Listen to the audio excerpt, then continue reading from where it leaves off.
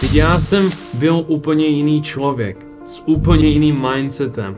Hodně jsem se bál o peníze. Hodně jsem se styděl. Neměl jsem ani moc kamarádů, když jsem přijel do Anglie, protože jsem si myslel, že nejsem dost dobrý, že moje angličtina není dost dobrá a kvůli tomu jsem si moc kamarádství nevytvořil. Ale jak jsem začal pracovat na svém mindsetu každý den, tak najednou se začal měnit nejenom můj mindset, ale hlavně můj život.